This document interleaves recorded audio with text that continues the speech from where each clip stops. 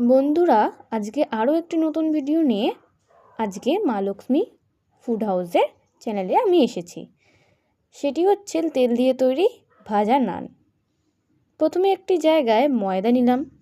ময়দা নেওয়ার পরই জল নিলাম, তাতে ইনো দিলাম আর দিলাম তেল। সেটাকে ভালো করে মেখে নিলাম। মেখে নেওয়ার পরই একটা আস্তরণ টাইপের হয়ে গেল, বা লেচি বলতে পারেন। লেচিগুলো কেটে নেওয়ার পরই বেলতে শুরু করলাম লুচির মতো করে বেলে নেওয়ার পরই সেটাকে তেলে ভেজে নিলাম। ভেজে নেওয়ার পরই আমাদের তৈরি হয়ে গেল নান।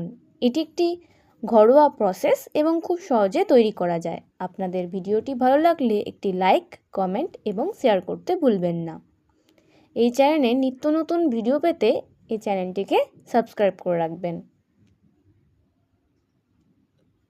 ধন্যবাদ।